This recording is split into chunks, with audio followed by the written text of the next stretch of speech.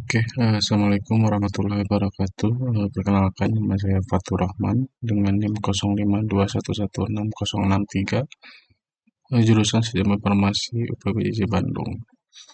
Jadi untuk video kali ini adalah penjelasan mengenai tugas praktik 3 mata kuliah pemrograman web, yang mana pada tugas ini mengembangkan aplikasi yang bernama Sita gitu ya, menggunakan Vue.js dengan menggunakan komponen base, arsitektur, dan template system gitu. Oke, kita coba langsung masuk kepada bagian struktur gitu ya. Struktur folder, sorry. Nah, yang pertama itu adalah bagian index HTML gitu ya. Sekarang satu file sebagai root aplikasi ini adalah single page application gitu ya, yang mana dia nantinya tuh dalam satu halaman dia bisa memuat beberapa komponen gitu ya. Lalu untuk folder data itu berisi ada juga data bahan ajar JSON-nya gitu ya. Oh ini data bahan ajar JSON-nya gitu ya, yang diberikan di tugas tiganya gitu. Lalu ada juga service gitu ya, berisi FJS untuk handle fetch data dari JSON. Lalu ada komponen juga gitu ya, yang isinya ada 4 komponen. Ada status batch, app modal itu stock table, dan do tracking gitu ya. Terus ada juga FJS ya di bagian ini. Ini adalah main Vue instance gitu ya, yang mengorchestrate sebuah komponennya gitu.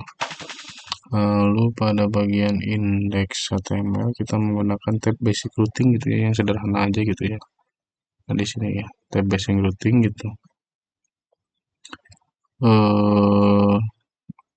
Supaya nanti kita switch antara stok dan trackingnya itu menggunakan komponen di mount gitu ya, kondisional yang berdasarkan menggunakan VIF gitu. Di sini bisa cari.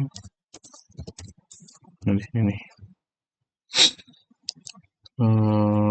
Oke, itu mungkin kita coba lihat di bagian aplikasinya, tampilan aplikasinya seperti ini gitu ya, di browser gitu. Oke, yang pertama kita itu ada di halaman stok gitu ya, stok bahan ajar gitu. Jadi ini sebenarnya adalah full komponen via stock table gitu, yang menerima props dari parent gitu ya. Kalau mau dilihat di konsolnya sih itu udah diriku keluarin gitu ya. Jadi untuk konsolnya dia memang ambil dari si JSON-nya gitu ya. Terus ditambahin juga untuk full filter gitu ya, untuk formatting lihat kolom harga otomatis terformat dengan rupiah gitu, dengan titik pemisah ribuan gitu. Contohnya di bagian bawah, nah ini nih. Gitu. Terus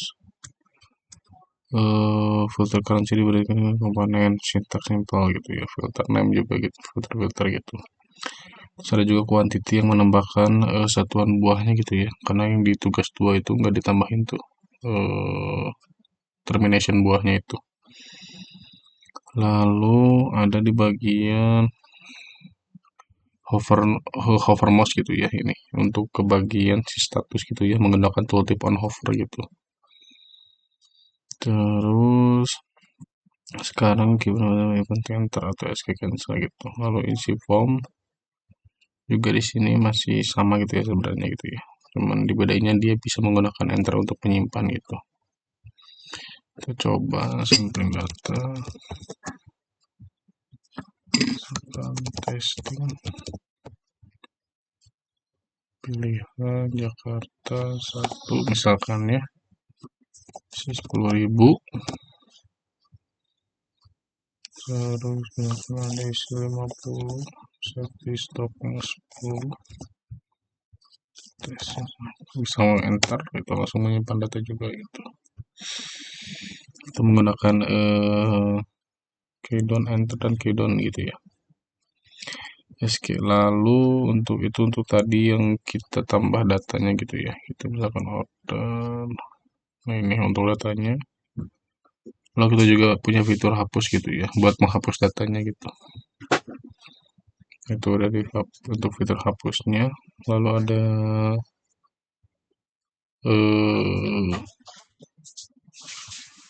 delete, terus modal konfirmasi juga gitu ya, tadi udah kelihatan juga gitu ya, modal konfirmasi. Nah mungkin itu untuk halaman yang bagian stok bahan ajar gitu. Lalu kita masuk ke bagian yang tracking gitu ya.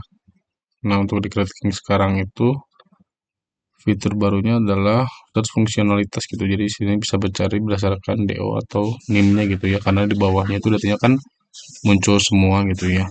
Nah di sininya gitu. Nah makanya kita nambah filter gitu. Jadi kita bisa cari berdasarkan si DO-nya gitu. Nah makanya yang muncul cuma satu DO-nya gitu ya. eh Lalu filter format tanggal juga gitu ya. Jadi di sini juga memang ada tanggal juga. Terus tambah progres gitu ya. Nah, ya, yang baru juga itu fiturnya adalah tambah progres gitu. Jadi di sini itu ada fitur tambah progres baru gitu. Jadi misalkan setelah memasuki step itu yang tujuan, misalkan di sini adalah proses pengiriman ke alamat gitu. Nah, ini akan nambah gitu ke sini ya. Terus timeline terupdate real time gitu ya dengan waktu yang akurat juga gitu ya berdasarkan saat ini gitu. Untuk strukturnya itu ada di bagian dot tracking, bagian add. Nah ini ada bagian add progress gitu ya.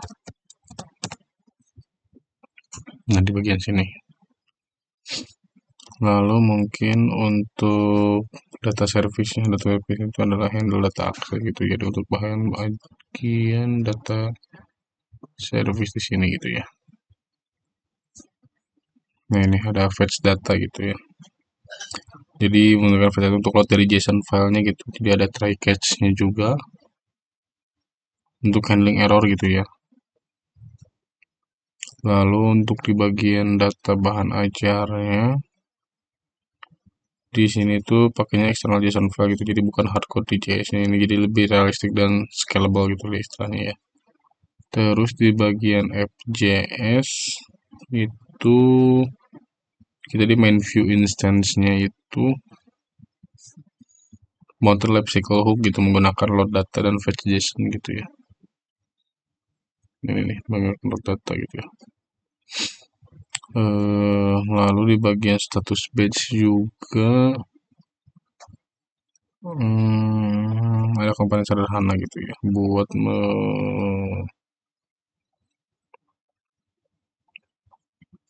nah ini ada bagian template, terus ada bagian props, juga ada bagian computed gitu. Jadi untuk computed itu status kelas calculate CSS gitu ya berdasarkan quantity dan safety-nya gitu. Lalu di bagian index HTML, di bagian BA ya, BA stock table. Nah ini juga gitu ya, property pass gitu ke parent dengan child yang v-binding gitu ya. Jadi eventnya itu di emit gitu ya dari child dengan emit di catch parent dengan event name gitu. Jadi untuk singkatnya untuk indikator capaian tugas 3 ini adalah mengenai arsitektur computed base gitu ya. Dengan 4 custom komponen itu ada status badge, terus app modal, stock table, dan do tracking gitu. Lalu ada full filter juga yang berdasarkan currency, quantity, format date, dan formatting datanya gitu ya. Lalu kita juga menerapkan data binding gitu ya, yang menggunakan vModel, vBind, prop, serta events. Lalu ada conditional rendering, computed properties, watcher, reprocessing, event handling, serta CRUD complete gitu ya. Juga kita juga nambah modal confirmation gitu, serta tooltip dan set fungsionalitas gitu. Juga menggunakan JSON data source gitu, serta service ledger untuk separation of concern untuk data aksesnya gitu ya. Mungkin sedikit perbandingan untuk tugas 2 dan 3-nya itu adalah mengait tentang struktur gitu ya. Jadi multiple HTML file menjadi single page app dengan tab routing, lalu ada komponen dari inline foo instance menjadi modular reusable komponen, terus ada data juga yang asalnya hardcode gitu udah menjadi loaded dari JSON eksternal gitu ya, walaupun belum menggunakan database. Lalu ada juga formatting gitu ya dari manual function menjadi foo filters yang deklaratif. Juga UX-nya mungkinnya ditambah dengan keyboard shortcut dan tooltip, juga modal confirmation, lalu ada CRUD dari partial menjadi complete CRUD operation gitu ya.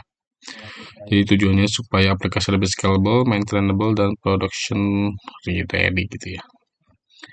Mungkin demikian penjelasan tentang tugas praktik tiganya gitu ya, dengan view komponen dan template system.